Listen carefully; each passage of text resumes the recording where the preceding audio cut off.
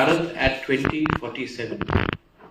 तो सबसे पहले मुझे लगता है कि इस टॉपिक में ही थोड़ा सा एक गड़बड़ है, क्योंकि गोवा 1960 में आया, त्रिपुरा 1949 में आया, सिक्किम 1975 में आया। तो सबसे पहले ये यूनिफॉर्मिटी जो हम हमेशा लाना चाहते हैं, कभी वस्त्र में हो, कभी भाषा में हो, कभी खाने में हो, आजकल हम सब चीज को एक यूनिफॉर्मिटी में लाना चाहते हैं। India is very unique country. India में आप यूनिफॉर्मिटी इतने आसानी से नहीं ला सकते हैं। मैं जानता हूं कि बहुत लोग कोशिश करते हैं, लेकिन ये एक बात है कि हमें सब इसको मान के चलना पड़ेगा कि हिंदुस्तान एक झटके में नहीं आया। बहुत लोगों ने संघर्ष किया, किसी ने गोवा में किया, किसी मणिपुर में किया, त्रिपुरा में किया, कश्मीर में किया, हैदराबाद में किया। तो आप how do you see India in 2047?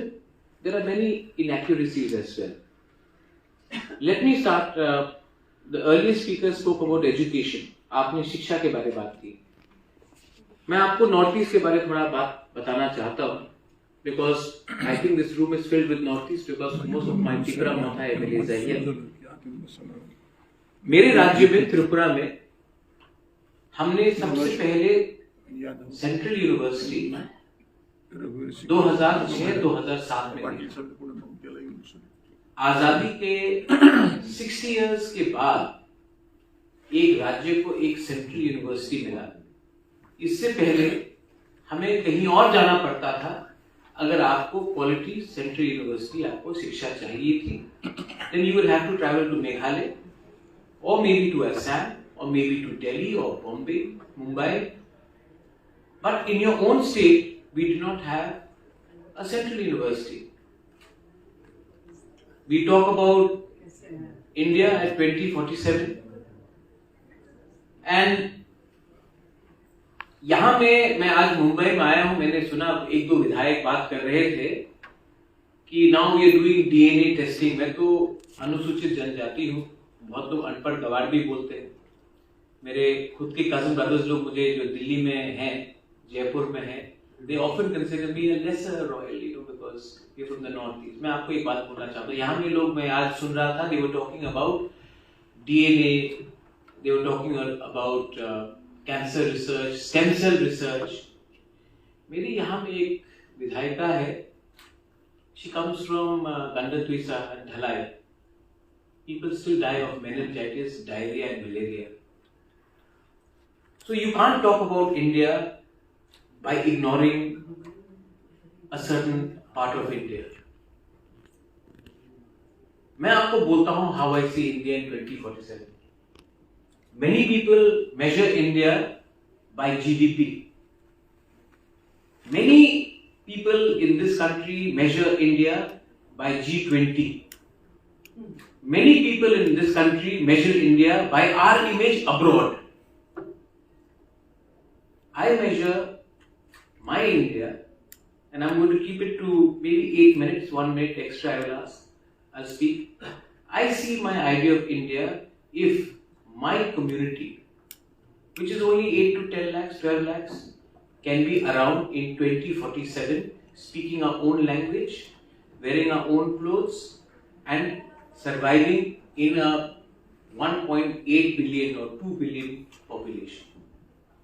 The real India I see, अगर हिंदुस्तान को एक रहना है, हिंदुस्तान को उन्नति करनी है, तो हिंदुस्तान के छोटे से छोटे संप्रदाय को, कोई भी धर्म हो उनको 2047 में रेलिवेंट रहना पड़ेगा।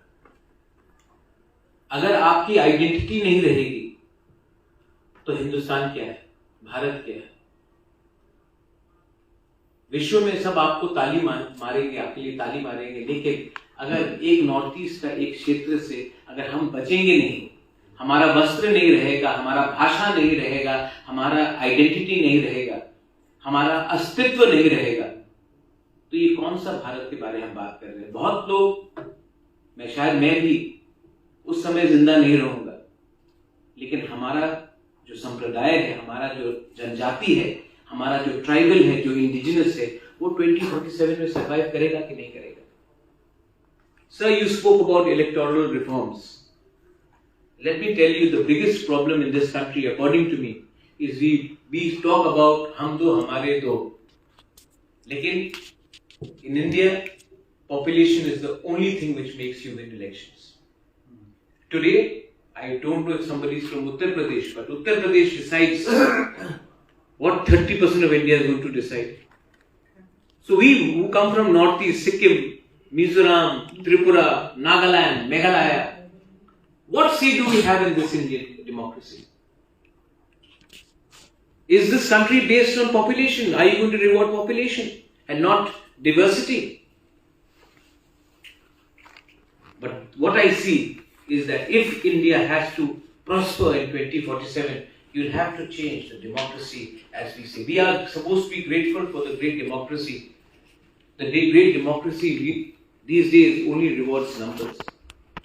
Empathy has gone out. Jingoism and rhetoric has come in. So I think for us to survive in 2047, we will need to look after. When we talk about minority today, we talk about religion, but minority are also ethnicities. I speak for my region. I don't speak for the rest of the country. I think we should all speak for a region. हम लोग सबको अपने क्षेत्र के बारे में बात करना चाहिए. बहुत बार मैं जाता हूं और मैं सुनता हूं कि आपका तो छोटा राज्य है, आप तो बहुत कम है. जमीन, इमोशन और देश सिर्फ नंबर से नहीं बनता है, जुड़ने से बनता है. If India has to prosper in 2047, we'll have to think for a new economic policy. We'll have to think about climate change because we are not living in an insulated world. We have to think about unlearning what we have learned in the last 60 years. I'm not saying unlearning after 2014. I'm talking about unlearning throughout because there are many things that we have to learn. And politically, we are some of यहाँ में तो आप लोग legislators हैं, leaders हैं, मुझसे बहुत ज़्यादा जानते हैं, लेकिन मुझसे त्रिपुरा से ज़्यादा नहीं जानते. जैसे कि मैं भी कोई छोटा नहीं है, कोई बड़ा नहीं है. इमोशन सबका एक होता है. मैं आप सबको एक बात बोलना चाहता हूँ कि अगर हिंदुस्तान को 2047 में रेलेवेंट बनना है तो हमें अपने क्षेत्र को छोड़ के भी जाकर दूसरे क्षेत्र में जाकर देखना चाहिए, क्योंकि जब तक हम अपने देश को ही नहीं समझेंगे हम बाहर जाकर क्या बात करें. I think it is very important for us as legislators, as lawmakers to travel and understand. Not go on junket tour, but go and understand. And I know there are some leaders here who have traveled the nook and corner of this country, and I see them in the room. We may be politically in opposite camps, but I do appreciate that. We have to learn to appreciate even the best qualities in our opponents. And a great India in 2047 will only be possible if we are all humble. ये देश को humble रहना पड़ेगा. जो देश के अंदर अहंकार आ जाता है वो देश अपने ही लोगों को सबसे पहले छोड़ता है.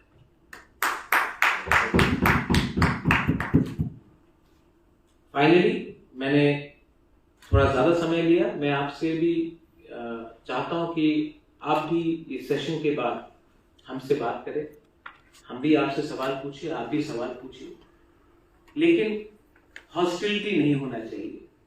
आजकल 9 बजे के टीवी चैनल्स में मैं देखता हूँ हर जगह में India Pakistan line of war. ये इतना इस देश में इतना why is there so much of anger? Why are you so upset? क्योंकि they are paid for it. Yes. Tyagi ji तो सब जानते हैं. ये गुस्सा को भी हमें त्यागना पड़ेगा त्यागी जी. और जिस दिन ये कब तक ये चलेगा, ये कब तक ये चलेगा, और जब तक ये चलेगा इस मुद्दे में कोई बात नहीं करेगा. हिंदुस्तान, भारत, इंडिया, आप उसको कुछ भी कहे, ये किसी एक व्यक्ति का जागीरदारी नहीं है, ये हम सब की विरासत है. एंड दैट विरासत has to be maintained through collective responsibility, humility and unity. Belai no hambai. Thank you. Very good.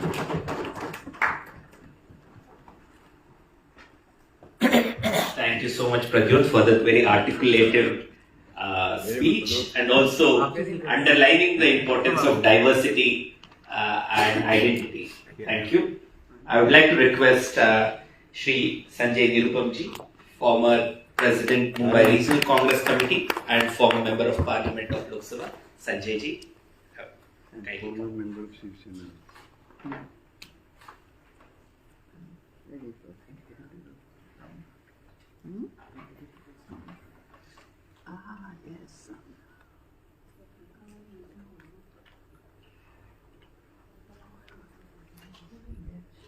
सभी लोगों को नमस्कार।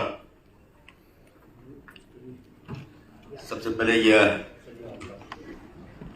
इस प्रयास को, इस कोशिश को मैं सलाम करता हूं, जिसके तहत MIT ने पूरे हिंदुस्तान के सभी विधायकों को बुलाने का एक, आइए आठवले जी पसंद आमचे, लेकिन शेरो शायरी नहीं होगी इनकी। आमचे केंद्र शासनाचे मंत्री आणि महाराष्ट्राचे मोठे नेते, RBIचे प्रमुख आठवले साहेब इकडे आलेले आहेत, त्यांच्या स्वागत आहे। तो इस प्रयास को मैं सलाम कर रहा हूं जो MIT की तरफ से हुआ, जिसके तहत उन्हें पूरे हिंदुस्तान के अलग अलग पार्टियों के, अलग अलग प्रदेशों के, तमाम प्रदेशों के विधायकों को बुलाने का प्रयास किया। और न सिर्फ बुलाया, बल्कि यहाँ पर अलग अलग विषयों के ऊपर चर्चा हो रही है और उसमें से कुछ सार निचोड़ने की कोशिश हो रही है। ये कोशिश बहुत ही अच्छी है। बगैर किसी सरकारी सपोर्ट के, बगैर किसी इंटरनेशनल सपोर्ट के एक संस्था इतना बड़ा आयोजन कर रही है, अपने आप में बहुत बड़ी बात है। और मुझे इस कार्यक्रम में आप लोगों ने बुलाया, इसके लिए मैं बहुत आभारी हूँ।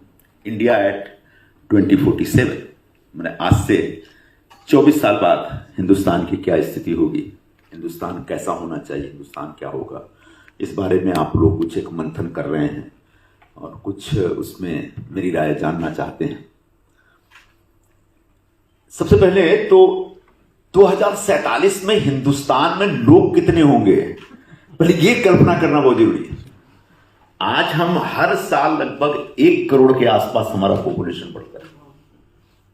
2021 में हम लोग 140 करोड़ थे, 2022 में 141 करोड़, इस समय 142 करोड़, मेरे ख्याल से 18 लाख या 20 लाख के आसपास, 28 लाख पॉपुलेशन है हमारा। और इस गति से अगर चलते रहे तो 2047 में समझ लीजिए कि लगभग 25 करोड़ और उसमें जोड़ दिया जाए तो 170 करोड़ के आसपास हैं। तो 170 करोड़ के आसपास की हमारी आबादी होगी है, उसके बारे में सोचना जरूरी है। उस आबादी में क्या क्या समस्याएं होंगी। मैं आबादी को समस्या नहीं मानता, सबसे पहले मैं स्पष्ट कर दूं। जो लोग पॉपुलेशन कंट्रोल के पक्ष में हैं, मैं उसका समर्थक नहीं हूं। मेरा मानना है पॉपुलेशन हमारी एसेट है, इसीलिए पूरी दुनिया में आज हिंदुस्तान के बच्चे राज कर रहे हैं। तो मैं बहुत ज्यादा पॉपुलेशन कंट्रोल के फेवर में बोलने नहीं जा रहा हूं। मैं तो बोल रहा हूं कि ये होने जा रहा है, इसको हम क्या करें, इसके लिए हम क्या सोच रहे हैं।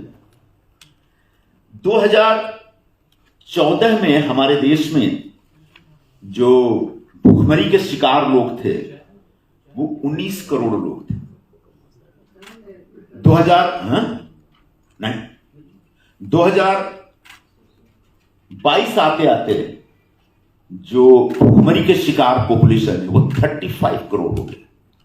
2047 में क्या होगा ये कल्पना करिए। तो सबसे पहले मेरी चिंता यह है कि फूड फॉर ऑल का जो कॉन्सेप्ट है उस पे किसी भी सरकार को, किसी भी पॉलिटिकल पार्टी को, अक्रॉस पॉलिटिकल लाइन सबको फोकस करना चाहिए। साहब लगभग 122 मिलियन टन, किसानों के नेता हमारे बीच शेट्टी साहब, 122 मिलियन टन नहीं 122 लाख टन गेहूं का उत्पादन हमारे देश में हुआ, 5 मिलियन टन बढ़ गया इस बार। 120-122 लाख टन के आसपास चावल का उत्पादन हमारे देश में हो रहा है, उसमें ही बढ़ोतरी हुई है। बावजूद इसके हम अपने लोगों को खिला नहीं पा रहे, बावजूद इसके हमारे देश में लोग भूखे मर रहे हैं, भूखमरी के शिकार है। ये अपने आप में एक शर्मनाक बात है। मैं किसी पॉलिटिकल पार्टी या किसी सरकार की बात नहीं कर रहा हूं। तो हमारी पहली चिंता ये होनी चाहिए कि कैसे 2047 आते आते हिंदुस्तान के हर आदमी को 2 रोटी देने का इंतजाम होता है। कोई भी आदमी भुखमरी का शिकार, जैसे बड़ा डिस्प्यूटेड इशू है, लेकिन मुझे लगता है कि मुझे याद दिलाना चाहिए, जब यूपीए की सरकार थी, मैं जानबूझ के मैं नहीं कह रहा हूं कि मैं किसी एक पॉलिटिकल पार्टी को बिलोंग करता हूं इसलिए पॉलिटिकल फिलॉसफी की बात करती नहीं, कृपया करके उसको उस नजर से ना देखा जाए। जब यूपीए की सरकार थी तो एक बार अडवाणी जी गए थे यूनाइटेड नेशन में, और उन्होंने जब ये सब नरेगा वगैरह की बातें कही, तब उन्होंने ये बात कही थी वहां पे कि 26 करोड़ लोगों को पिछले 10 वर्षों में हिंदुस्तान में गरीबी रेखा से ऊपर लाया गया। वो एक प्रयास था। पिछले कुछ वर्षों में तरह तरह की समस्याएं आई हैं, कोरोना वगैरह आया, उसकी वजह से वर्ल्ड बैंक की जो रिपोर्ट आ रही है कि लगभग 28 करोड़ लोग पुनः गरीबी रेखा से नीचे चले गए। ये हमारी चिंता होनी चाहिए कि कैसे गरीबी रेखा से जो ऊपर के, कम से कम उसको और ऊपर लेके जाइए, हमें नीचे को जाने दीजिए, और कैसे उनको ज्यादा से ज्यादा फीड करने, ज्यादा से ज्यादा सुविधाएं देने का इंतजाम हो। इस चिंता पे काम होना चाहिए। तो 2047 मेरे लिए सबसे बड़ी चुनौती जो है फूड फॉर ऑल। दूसरा, जॉब फॉर ऑल, कोई बेरोजगार न रहे। पिछले साल लोकसभा में वर्तमान जो सरकार है उसके एक मंत्री महोदय ने बताया कि 22 करोड़ लोग बेरोजगार है हमारे देश में। 22 करोड़ लोगों ने नौकरी के लिए अप्लाई किया, नौकरी के लिए एम्प्लॉयमेंट एक्सचेंज के जरिए अप्लाई किया, और उसमें 7 लाख लोगों को नौकरी दिया। मुंबई नेशनल लेजिस्लेटर कॉन्फ्रेंस उनकी तमा जागवा sini gubernur di sini MLA साहब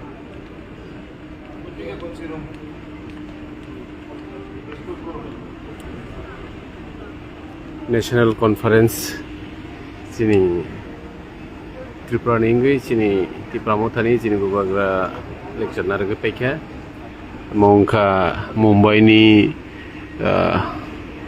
जियो world centre national legislator conference खोनाबो दंखो ताबुक सोलिबाय दं।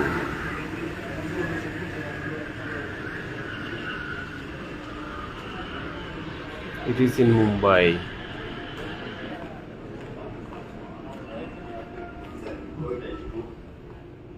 तो सरकारी नौकरियों में कितना भी अनाउंस कर लें, जॉब मेला कर लें, रोजगार मेला कर लें, कोई फर्क नहीं पड़ता साहब। आप 6 महीने में 17,000 लोगों को जॉब दे दीजिए, क्या फर्क पड़ता है? यहाँ तो हर महीने 10 लाख लोग तैयार हो रहे हैं। आने वाले दिनों में ये फिगर जबरदस्त होगा, तो उसको टैकल करने का इंतजाम होना चाहिए। उसको कैसे, उन अनएम्प्लॉयड यूथ को कैसे रोजगार देना है, उस दिशा में काम होना चाहिए। और उसमें जब तक इंडस्ट्रियलाइजेशन नहीं होगा, जब तक जॉब क्रिएशन के अलग अलग एवेन्यूज नहीं ढूंढे जाएंगे, तब तक कुछ नहीं होने वाला है। मैन्युफैक्चरिंग ग्रोथ 1960 के बाद पहली बार नीचे गया है। तो जीडीपी में उसका जो अपना कंट्रीब्यूशन है वो मेरे ख्याल से पहले 15% था, घट के 13% हो गया। तो मैन्युफैक्चरिंग पर फोकस करना पड़ेगा। India basically service sector oriented country होता चला जा रहा है। सर्विस सेक्टर बहुत बड़ा कंट्रीब्यूट कर रहा है जीडीपी। ठीक है साहब, सर्विस सेक्टर पर फोकस करो। सर्विस सेक्टर में भी जॉब क्रिएशन है, बहुत मेजर है। तो कैसे सरकारों को, चाहे कि स्टेट गवर्नमेंट हो या सेंट्रल गवर्नमेंट हो, किसी की भी सरकार हो, कैसे जॉब क्रिएशन पे ज्यादा से ज्यादा जोर देना है, ताकि 2047 आते आते हमारे यहां बेरोजगारों की एक जबरदस्त फौज न हो, सारे नौजवानों के पास रोजगार हो, इसका एक इंतजाम होना चाहिए, ऐसा मेरा आग्रह है।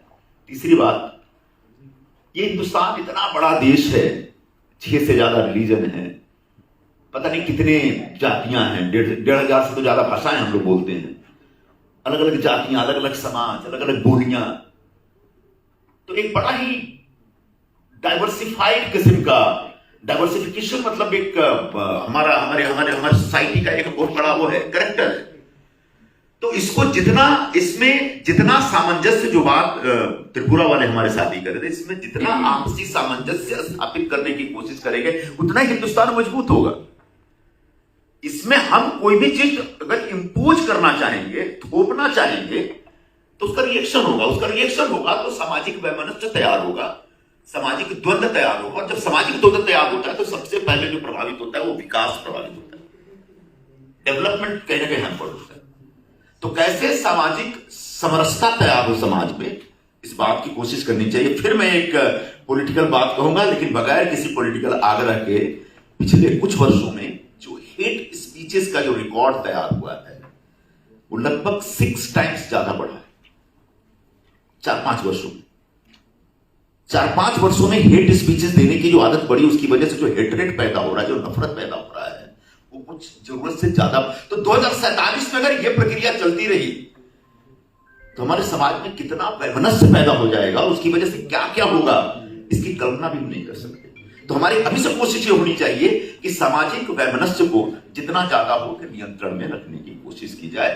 कैसे एक दूसरे के साथ मिलकर रहें। जो छोटे छोटे राज्यों के लोग हैं, छोटे छोटे जातियों, बहुत लिमिटेड पॉपुलेशन वाली जातियां, उनकी बातें भी सुननी पड़ेगी।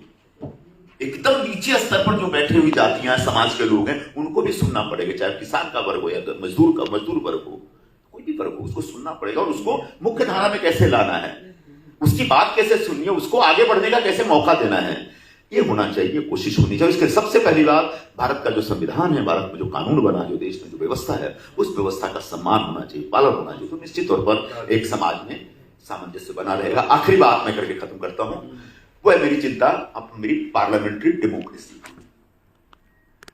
हिंदुस्तान में बहुत सोच समझ के लोगों ने पार्लियामेंट्री फॉर्म ऑफ गवर्नमेंट लेके आए। हम लोग तो देश आजाद हुआ तो बहुत सारे ऑप्शंस थे, लेकिन आखिरकार जो हमारी कॉन्स्टिट्यूंट असेंबली बैठी, या फिर नेहरू जी थे, डॉक्टर राजेंद्र बाबू थे, सरदार पटेल थे, और जो बड़े बड़े हमारे उस समय के नेतागण थे, उन लोगों ने तय किया कि हमको पार्लियामेंट्री फॉर्म ऑफ डेमोक्रेसी, यानी पार्लियामेंट तय करेगा कि देश कैसे आगे बढ़ेगा।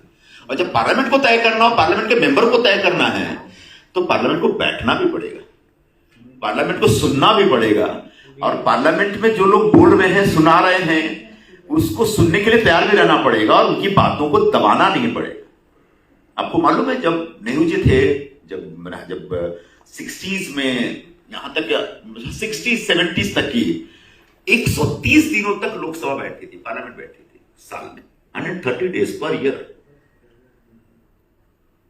पूरी 16th लोकसभा पूरे 5 साल में 330 दिन बैठी है। और आज एवरेज 50 से 55 दिन बैठते हैं हम लोग साल के, मतलब मुश्किल से 2 महीने। तो जब तक पार्लियामेंट बैठेगा नहीं, डिबेट नहीं करेगा, सुनेगा नहीं, एक दूसरे को हम सुनेंगे नहीं, तब तक हम लेजिस्लेट नहीं करेंगे। जब तक हम लेजिस्लेट नहीं करेंगे, तब तक पॉलिसी मेकिंग नहीं होगी। जब तक पॉलिसी मेकिंग नहीं होगी, तब तक हम एड्रेस नहीं कर पाएंगे इश्यूज को।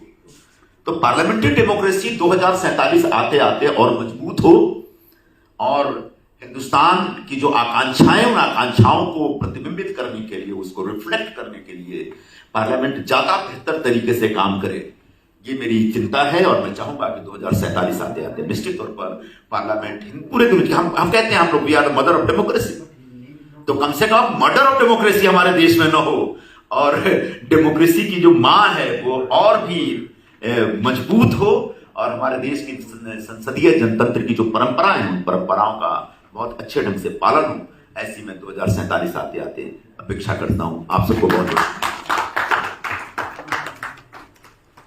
धन्यवाद संजय निरुपम जी for such a vivid description of your thoughts. I would like to now request Shri Raju Shetty ji, former member of Parliament Lok Sabha and leader of Swabhamani Paksha. Thank you so much for reading. Mantri Mohoday, Shri Ramdas ji, Nathavali ji. Thank you so much. लेकिन no poetry please, no poetry please. Just couple of minutes he would like to speak. No poetry, No, poetry. no poetry. No, I'm not. You are poet, you are No, I'm a poet. Therefore, I am apple. I am apple. Therefore, I came in round table.